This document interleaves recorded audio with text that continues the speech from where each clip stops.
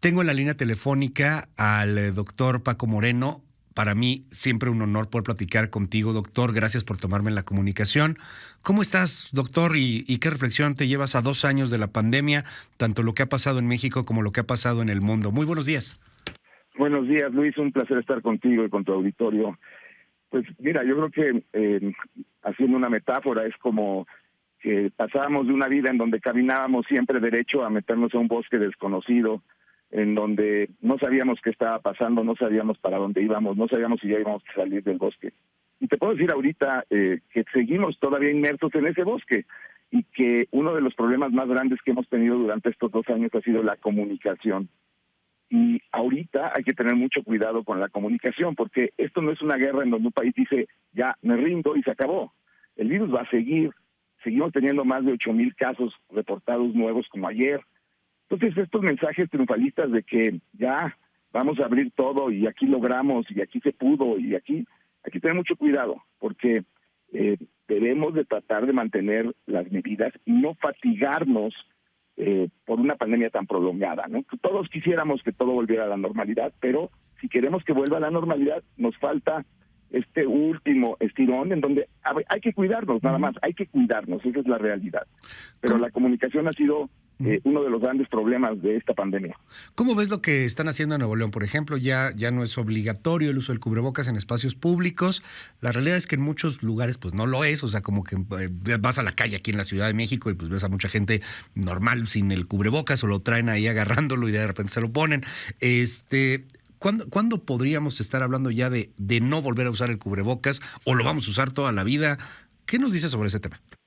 Mira, yo creo que el cubrebocas no es sinónimo de pandemia. El cubrebocas demostró utilidad no solamente para la prevención de COVID, sino también para la prevención de otras infecciones. Es una medida, pues, de cierta manera hasta higiénica de evitar que estés pues sacando gotitas de secreción respiratoria a los demás. Entonces, mi idea del cubrebocas es que este uso obligatorio, que en México nunca se dio, fue opcional, ese uso no va a desaparecer en cuanto a que seas opcional, sobre todo si eres alguien que te consideras de riesgo, si eres alguien mayor de edad, si tienes aumento de peso y todo.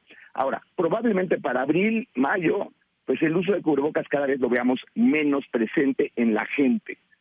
Pero vamos a tener periodos en donde la enfermedad no llegó de una forma fuerte, y ahorita lo estamos viendo en China, por ejemplo, donde las medidas fueron tan exigentes que la población no se infectó. Entonces, es una población que está susceptible a tener brotes. En Inglaterra está pasando eso. Entonces, tenemos que tener mucho cuidado con la comunicación, porque ni se ha acabado, pero tampoco estos brotes pequeños indican de que otra vez vamos a lo mismo. Yo le recomendaría a tu auditorio si tú eres vulnerable, si vas a estar en un espacio cerrado, si no conoces la gente con la que vas a estar, usa el cubrebocas. No te hace daño, no te lastima, y sí, te protege a ti, protege a los demás.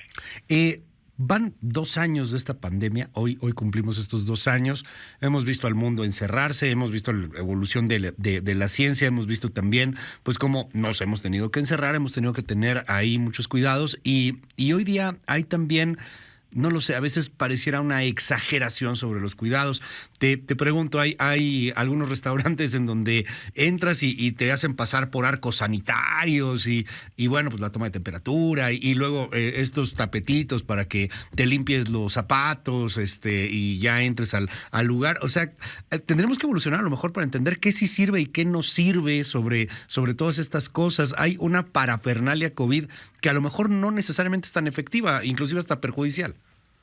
Claro, y lo que dices, por ejemplo, los tapetes sanitizantes, hay un estudio reciente que demostró en una ciudad europea que provocaba más fracturas de cadera, que realmente el beneficio que tenía de poner un tapete cuando, pues pasando el tapete obviamente se contamina. Y los arcos sanitizantes y el sanitizar el súper y el sanitizar las casas y todo esto, pues realmente ya sabemos que no es útil. Ajá. ¿Qué sí es útil? ¿Qué hemos aprendido?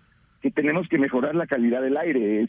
Es como cuando nos dimos cuenta que si no tomabas agua purificada, pues podías tener infecciones intestinales. Entonces ahora el aire, pues tenemos que mejorar la calidad, como manteniendo espacios más abiertos, tratando de que se ventilen esos espacios. Ese tipo de situaciones son los que nos deben de quedarse de nosotros como una lección. Porque es una enfermedad respiratoria y hay enfermedades respiratorias que pueden en un momento dado aumentar. es muy importante lo que comentas. ¿Por qué? Porque hay medidas que se hicieron y que se quedaron y no han evolucionado.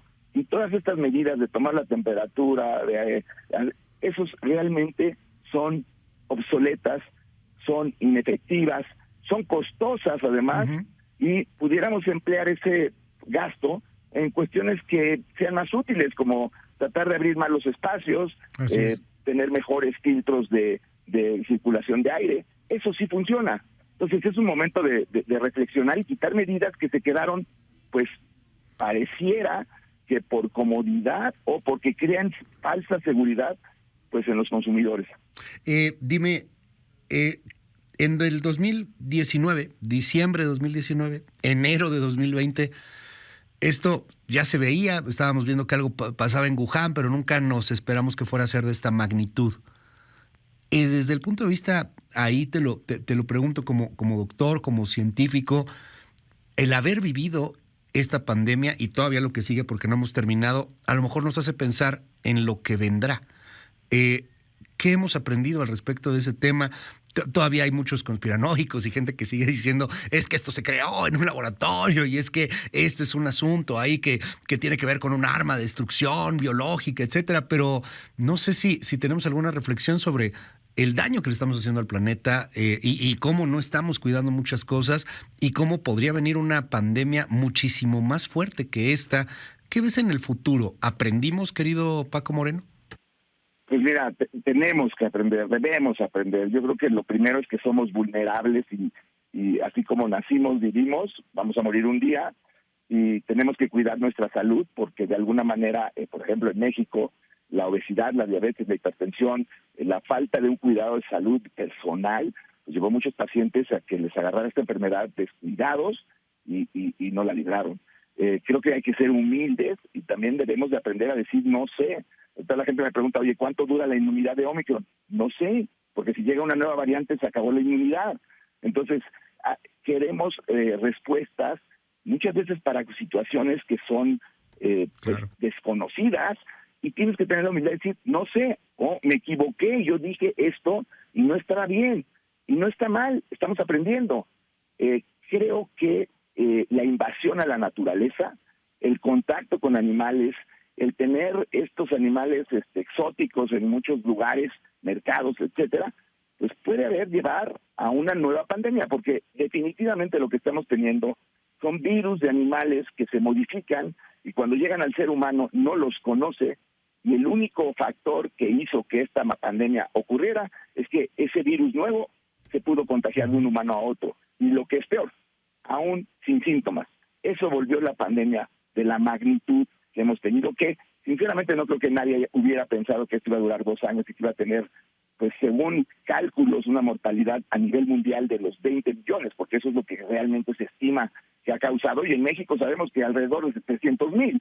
Es realmente cifras impensables para el 2019, cuando pues no sabíamos que esto iba a suceder.